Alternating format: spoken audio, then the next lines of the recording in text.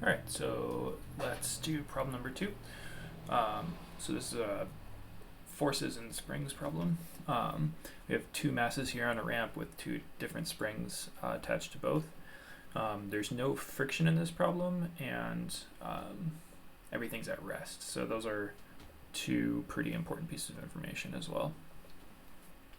So the first question asks us for the amount that spring 2 has compressed. So spring 2 is this one up here, K2. So it's touching both M2 and M1. So let's do a free body diagram of M2 and see if we can just use that free body diagram to solve this problem. So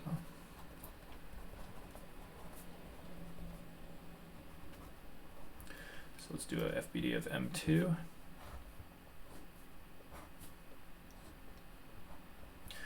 All right, so my forces here, I've got gravity, of course. And then there are essentially two things touching M2, spring 2 and the ramp, right? So the ramp provides a normal force. I'm going to draw it up here.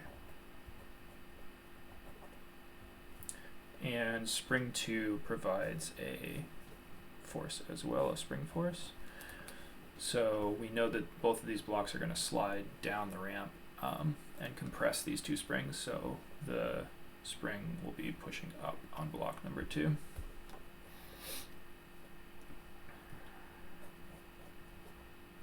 I'm going to call this the force of spring number 2.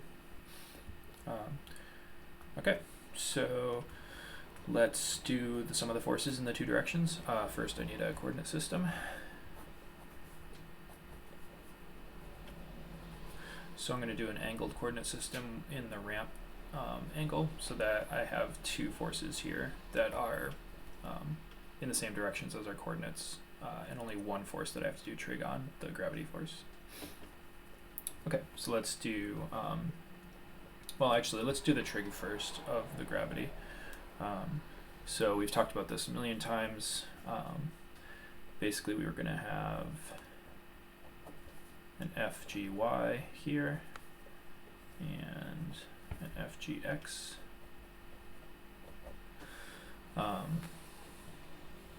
Essentially this is the gravity force. This is FGY. And this little one is FGX. You can see that this angle here is 90 minus theta, so that means this angle is going to be theta. So our FGY is going to be adjacent to theta. If it's adjacent, that means it's going to use cosine. Our FGX is going to be opposite theta.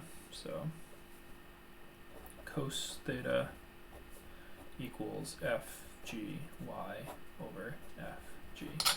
So cos is adjacent. And FGY is also adjacent. So that means FGY is going to be equal to FG cos theta. And then sine theta equals FGX over FG. So FGX is equal to FG sine theta. Alright, so now we've got our trig done. Now let's do some of the forces. So let's do the x direction first. So sum of the force in the x direction equals MAX. This is at rest. It says it right here. So no acceleration. The right hand side is 0. So let's sum up our forces. So we've got negative FGX and positive F spring 2. So F spring 2 minus FGX is equal to 0.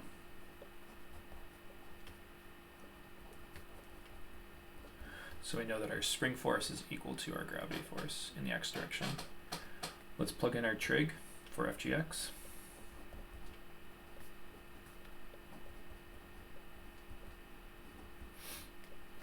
and we can plug in our definitions. I'll do it in a new line. So our definition of our spring force is going to be Kx, K2x in this case. I guess I should call it x2. The two springs might compress a different amount and will compress a different amount. And the definition of the gravity force is mass times gravity. And then we've got the sine theta from the trig. So now we're solving for x2. So we can divide K2 to the other side.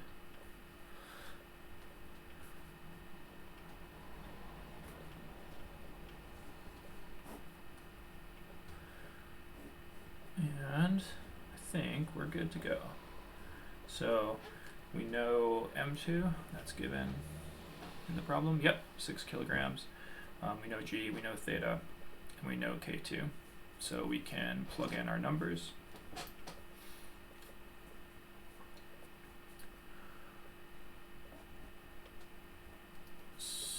Kilograms times 9.8 times sine theta divided by K2, which is 250. So let's plug that in. 6 times 9.8 times sine of 40 degrees divided by 250. So I get x2 is 0.15 meters for this part. So let's look at part B. So now it's asking about spring 1. So essentially we're going to have to do the free body diagram of the other mass 1, to figure out spring 1's compression. So let's do that.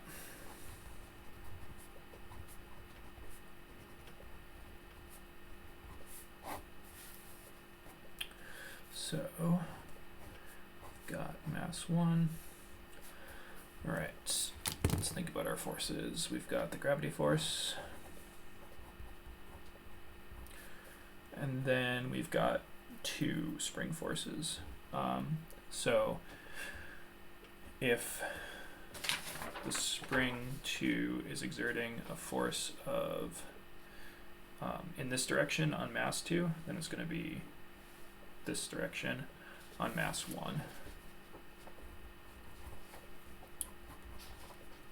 So this is spring 2. This is force of spring 1. And then we've got a normal force from the ramp. Alright, we can pick our coordinate system. Now we've got 3 forces that all align with our tilted coordinate system here. And just 1 that doesn't. So the trig is actually going to be exactly the same for the gravity force. So we can just copy that from the last part of the problem. FGY1. We got to be careful. There's 2 different masses, so we have to keep track of them. FG1 cos theta and FGY of x1 is FG1 cos theta, sine theta. Okay, so the x direction goes to the sine, the y direction goes to the cosine in this case. Alright, so now we can do our sum of the forces. Let's do the x direction.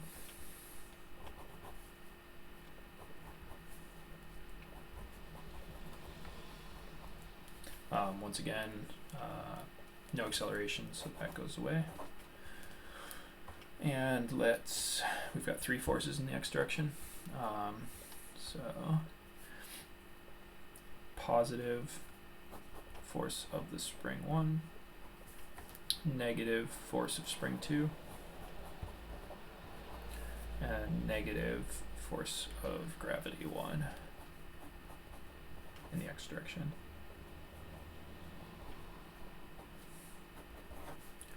So we're trying to solve for the force of spring 1. So we can add both of these to the other side.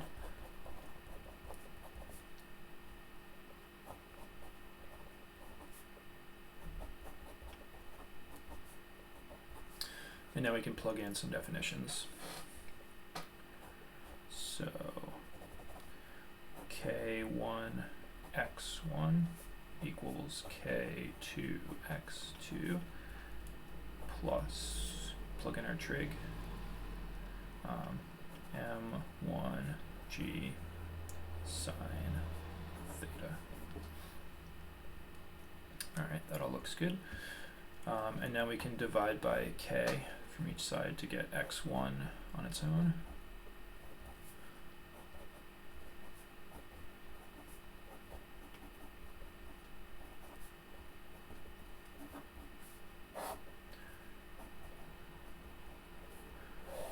And that looks good. So we know K2, we know both of the K's, right? K1 and K2. We have x2 from the first part of the problem, we just solved for that. And we know the mass and the theta. So now we can plug in some numbers. So let's see, K2 is 250 times the x2 that we found from part 1, 0.15 meters, plus mass 1, 12 kilograms times 9.8 times sine of theta. Theta is 40 degrees for this problem. And then we're going to divide it all by, oops.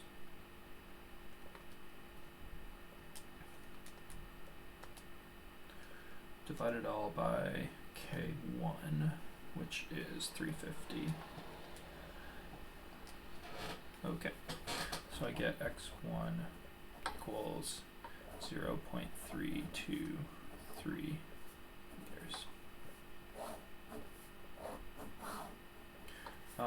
Right, that's problem 2, right? Yep, that's all the parts of problem 2.